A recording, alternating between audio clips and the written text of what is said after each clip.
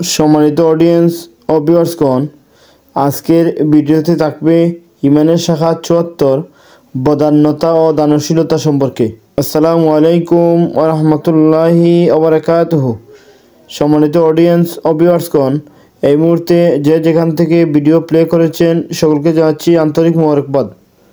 প্রিয় ভিউয়ার্সগণ, আপনাদের ভালোবাসা আন্তরিকতায় আমার পেজ ও ইউটিউব চ্যানেল দ্রুত সামনের দিকে এগিয়ে যাচ্ছে। আল্লাহ যেন সকলকে উত্তম প্রতিদান দান করেন। ভিডিওর ধারাবাহিক হিসেবে আজকে ভিডিও থাকবে ইমানের শাখা ৭৪ বদান্যতা ও দানশীলতা সম্পর্কে। শুরু করছি। ইমানের শাখা ৭৪ বদান্যতা ও দানশীলতা।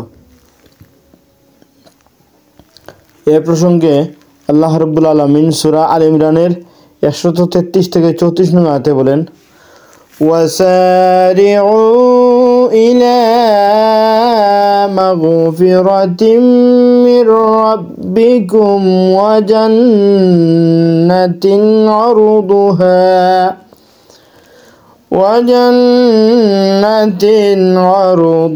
আস-সামাওয়াতু ওয়াল আরদু উইদ্দাত লিল المتقين الذين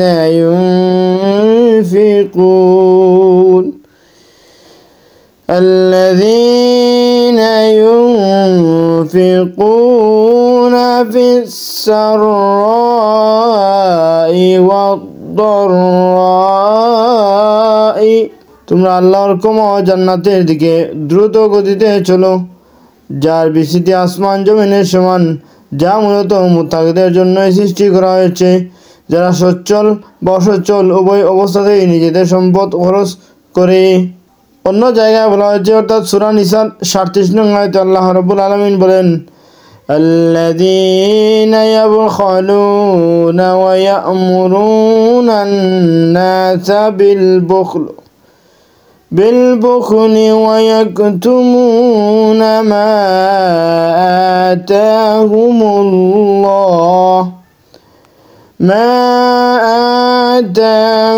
الله من فضله واعتدنا للكافرين عذابا مهينا। তাদেরকে আল্লাহ পছন্দ করেন না যারা নিজেরা কৃপণতা করে এবং অন্যদের কার্পণ্য করতে নির্দেশ দেয়, আর আল্লাহ নিজ দয়ায় যা দান করেছেন তা লুকিয়ে রাখে। এরূপ অকৃতজ্ঞ লোকদের জন্য আমি অপমানজনক শাস্তির ব্যবস্থা করে রেখেছি। আল্লাহ রাব্বুল আলামিন সূরা মুহাম্মদের ৩৮ নং আয়াতে বলেন, ওয়ামান ইয়াবখালু ফাইন্নামা ইয়াবখালু আন নাফসিহি, যে কৃপণতা করে সে প্রকৃতপক্ষে নিজের সাথেই কৃপণতা করে। সূরা হাশরের মধ্যে আল্লাহ রাব্বুল আলামিন বলেন, ওয়ামান ইউকা শুহ্হা নাফসিহি ফাউলাইকা হুমুল মুফলিহুন, যাদের অন্তর সংকীর্ণতা থেকে রক্ষা করা হয়েছে তারাই প্রকৃতপক্ষে সফল। আবু হুরায়রা রাদিয়াল্লাহু আনহু কর্তৃক বর্ণিত হাদিসে বলা হয়েছে, আল্লাহ রাসূল সাল্লাল্লাহু আলাইহি ওয়াসাল্লাম বলেছেন, মা মিন ইয়াউমিন ইউসবিহুল ইবাদু ফি ইল্লা মালাকানি ইয়ানজিলানি ফায়াকুলু আহাদুহুমা আল্লাহুম্মা আ'তি মুনফিকান খলাফান ويقول الآخر اللهم أعطي ممسكا تلفا। প্রতিদিন দুজন ফেরেশতা অবতীর্ণ হন, তাদের একজন বলতে থাকেন, আল্লাহ, যিনি অন্যকে দান করেন আপনি তাকে দান করুন, আর যে কৃপণতা করে আপনি তাকে দান করা থেকে বিরত থাকুন। সম্মানিত অডিয়েন্স ও ভিউয়ার্সগণ, আজকের ভিডিও থেকে আমরা জানলাম দানশীলতা ও বদান্যতা সম্পর্কে।